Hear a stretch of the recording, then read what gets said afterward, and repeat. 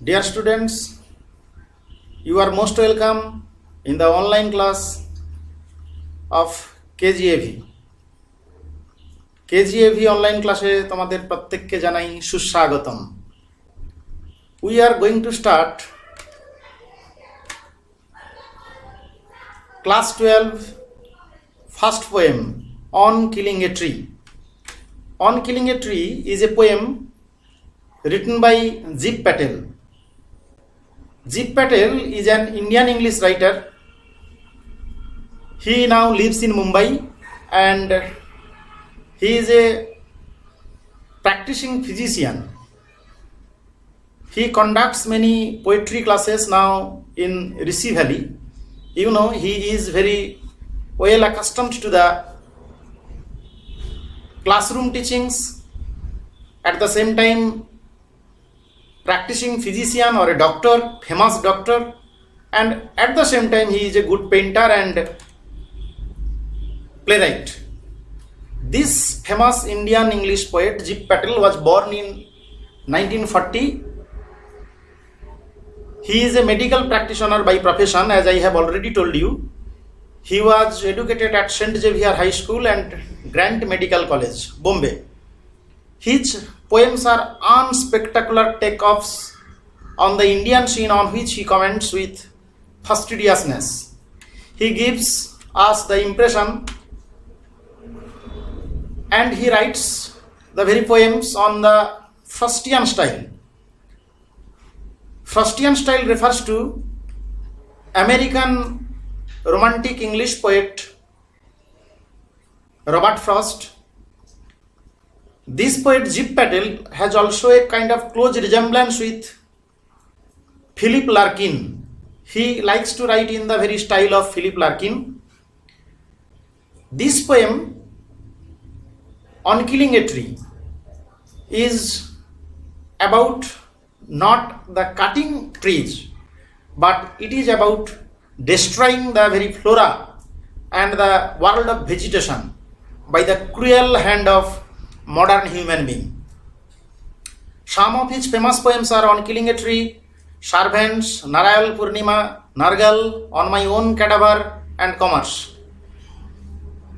So this poet, who was born in 1940, uses the very human body images in his poem. That's why he is called the poet of the body. As you know, William Wordsworth is called the poet of nature, the poet priest of nature. Jeev Patel is called the poet of the body. And we should look at a few characteristics of this great poet. Obviously, he is an Indian English poet. While he is writing a poem or say painting a picture, he says in a kind of conversation with Arundhati Subramaniam, this poet says, quote unquote, my way of knowing something is by writing or painting. তিনি একধারে যেমন কবি, একদিকে যেমন painter, ঠিক অন্যদিকে তিনি একজন প্র্যাকটিসিং ফিজিশিয়ান মানে ডাক্তার। তাই বলার অপেক্ষা রাখে না well observational power, clear conversational, poetic, brilliant images and logical sequence are some of the fantastic characteristics by which Jeev Patel makes a superb charisma in the very poetic field of Indian English literary genre. And I must say, irony and tragedy are two famous points that we will discuss later.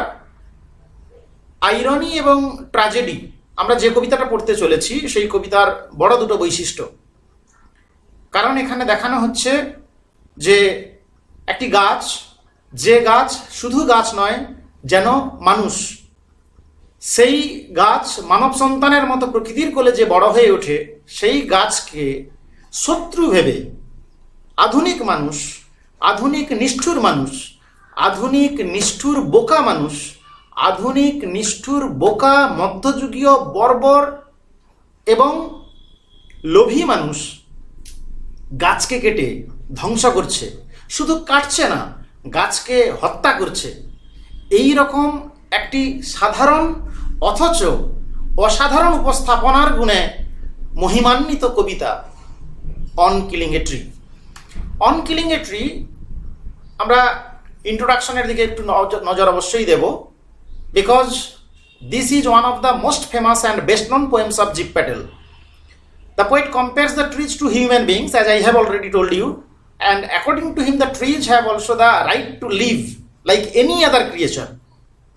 গাছেরও প্রাণ আছে, the trees have lives of their own, but human beings try to ignore it, they try to kill it. And you know the famous Indian scientist J.C. Bose, Jagadish Chandra Bose, has already proved that trees are full of life. এই কবিতায় কবি জীব Patel is pained to see that it is the human beings only who kills the trees with utmost cruelty. The poet has all sympathy for the trees. You must have observed people cutting down trees, but can you imagine that they can even kill a tree? They are not only killing, just they are plucking out the heart in the most barbaric way, in the most cruel way. This is what modern human being is. আধুনিক মানুষকে বর্বর, নিষ্ঠুর, নৃশংস একটা জীব হিসাবে দেখানো হচ্ছে, যে তার প্রিয় বন্ধু গাছকে বাঁচানোর পরিবর্তে গাছকে গলা টিপে হত্যা করছে, গাছের হৃৎপিণ্ডকে উপড়ে নিয়ে এসে যেন বর্বর এক খেলায় মেতেছে। Let's see what the poet says on killing a tree. আমরা কবিতার মধ্যে ঢুকবো, তবে তার আগে একটি কথা বলে তোমাদের কবিতার মধ্যে যাব। এখানে 4টি স্তবকের কবিতা। The poem has 4 stanzas with first 2 stanzas and last 2 stanzas and the connecting word no in the very middle of the 2 stanzas before and 2 stanzas after. First স্ট্যাঞ্জায় কবি দেখাচ্ছেন গাছ কিভাবে শক্তিশালী একটা অ্যান্টাগনিস্টিক ফোর্স হিসাবে বড় হয়ে উঠেছে। গাছ, আমরা my own killing a tree কবিতায় ইতিমধ্যেই ক্লাস 10-এ পড়েছি, টেড হিউয়েসের কবিতায়, যে গাছ আমাদের প্রিয় পরিবারের সদস্য, কিন্তু গাছকে মানুষ প্রিয় পরিবারের সদস্য বলে যেন মনে করে না, গাছকে হত্যা করতে পারলে সে যেন মনে শান্তি পায়। তাই মানুষকে এখানে একটা পারভার্টেড হিউম্যান বিইং হিসাবে দেখানো হচ্ছে। Modern man is like perverted creature. He is led by not only masochism but by sadism. Sadism মানে হলো ধর্ষকাম, অন্যকে কষ্ট দিয়ে, অন্যকে হত্যা করে যেন সে সুখ পায়। তাই গাছকে হত্যা এখানে যেন একটা সেরিমোনিয়াল টাস্ক, একটা উৎসবের মতো করে সে পালন করছে, পরিকল্পনা করছে, এবং সে আলটিমেটলি গাছকে হত্যা করছে। আমরা কবিতার দিকে নজর দেব। It takes much time to kill a tree, not a simple jab of the knife will do it. It has grown slowly, consuming the earth, rising out of it, feeding upon its crust, absorbing years of sunlight, air and water, and out of its lephrosite sprouting leaves. অর্থাৎ একটা গাছকে মারতে অনেকটা সময় লাগে, সাধারণ এক ছুরির আঘাত দিয়ে গাছকে হত্যা করা যাবে না। এটা বেড়ে উঠেছে, এটা বৃদ্ধি লাভ করেছে, ধীরে ধীরে পৃথিবীর রস শোষণ করে, পৃথিবীর গর্ভ থেকে বেরিয়ে এসে, পৃথিবীর উপরিতল থেকে খাদ্য গ্রহণ করে, ফিডিং আপন মানে খাওয়া, অ্যাবজর্বিং ইয়ার্স অফ সানলাইট, বছরের পর বছর সূর্যালোক শোষণ করা। Absorbing is synonymous to consuming. Years of sunlight, air and water, বছরের পর বছর সূর্যালোক, বাতাস, জল, and out of its leprous hide sprouting leaves, এবং এর কুষ্ঠ সদৃশ চামড়া থেকে ধীরে ধীরে পাতা গজায়।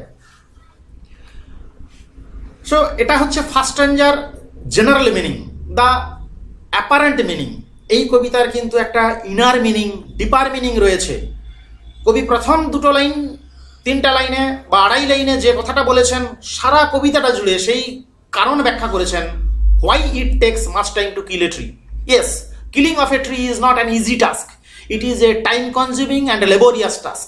Not a simple jab of the knife will do it. It is a negative sentence. এর মানে দাঁড়াচ্ছে একটা সাধারণ ছুরির জ্যাব মানে আঘাত, stabbing. Will not do it means will not kill the tree. Tree is so powerful. Tree is so antagonistic to give the protest against it's killing. এটা মানুষ নয় যে এক ছুরির আঘাত মেরে দিলে অত সহজে মরে যাবে, কিন্তু এমন শক্তিশালী বৃক্ষকে হত্যা করার জন্য মানুষ যেন দৃঢ় প্রতিজ্ঞ। So the determined anti social human being, modern human being. আমরা এখানে মানুষ বলতে কিন্তু আধুনিক মানুষের কথা বলছি, যারা গাছকে হত্যা করছে। প্রাচীনকালে বা মধ্যযুগে মানুষ কিন্তু গাছকে লাগাতো, গাছের তলায় বসে তারা ধ্যান করতেন, সাধনা করতেন, কিংবা তারা গাছের প্রতি অনেক যত্নশীল ছিল। কিন্তু আধুনিক মানুষ আধুনিক সভ্যতা বিস্তারের জন্য গাছকে হত্যা করে ফেলছে। কবি এই আধুনিক মানুষের কথা বলেছেন। It has grown slowly. এই প্রথম স্তবক কিন্তু মেটাফরিক্যাল, আসলে ইমেজ এঁকেছেন কবি, কম্পারিজনস ব্যবহার করেছেন গাছের বৃদ্ধি বোঝানোর জন্য। So the first স্ট্যান্জা is about the growth of the tree. Why it takes much time to kill a tree? Because it has grown slowly. এটা ধীরে ধীরে বড় হয়েছে। কনজিউমিং দ্য আর্থ, পৃথিবীকে রস শোষণ করে। রাইজিং আউট অফ ইট, যেন পৃথিবী মা, mother nature is earth and the tree is the child, and the tree child has grown up sucking its mother. sucking মানে স্তন্যপান করা, স্তনপান করা। যেন এখানে ট্রি ইজ এ ম্যামেল, যেন স্তন্যপায়ী একটি প্রাণী। ফলে কবি উপস্থাপিত করেছে গাছকে শুধু একটা, not a part of flora or vegetation, rather it is a part of the fauna, যেন প্রাণী জগতের একটি অংশ। And by a kind of good combination of the flora and fauna, the ecological balance can be maintained in this universe. তাই কবি গাছকে আমাদের বাঁচানো উচিত। Afforestation is the only means by which human being can live in this universe. এইটা বোঝানোর জন্য। So this is the message of the poem. আমরা কবিতার মেসেজে পরে যাব। এটা ধীরে ধীরে বড় হয়েছে পৃথিবীর রস শোষণ করে। Rising out of it, it is the process of germination. যেন কবি বলছেন মাতৃজঠর থেকে যেমন করে মানব সন্তানের জন্ম হয়, as if the human child takes its birth from the mother womb, ঠিক তেমনিভাবে মাতৃগর্ভ থেকে, জঠর থেকে গাছের জন্ম হয়েছে। ফিডিং আপন ইটস ক্রাস্ট, ক্রাস্টের ট্রিপল মিনিং করবে তোমরা, because crust means the very outward layer of আর্থ।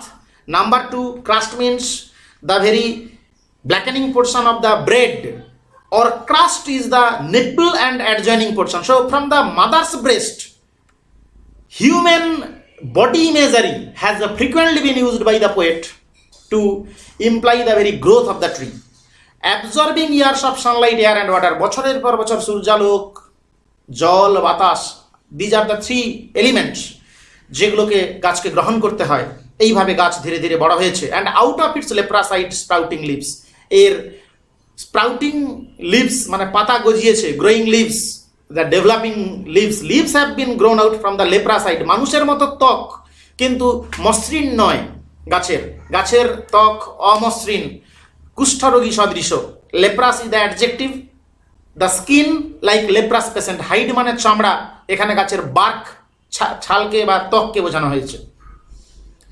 ফলে এই কবিতায় কবি খুব সুন্দর করে বর্ণনা করেছেন যে একটা গাছকে হত্যা করতে অনেকটা সময় লাগে, সাধারণ ছুরির আঘাত এটা করতে পারবে না। এটা ধীরে ধীরে বড় হয়েছে পৃথিবীর রস শোষণ করে, ঠিক মানব সন্তান যেমন করে feeding upon its crust, absorbing years of sunlight, বছরের পর বছর সূর্যালোক, বাতাস, জল শোষণ করে।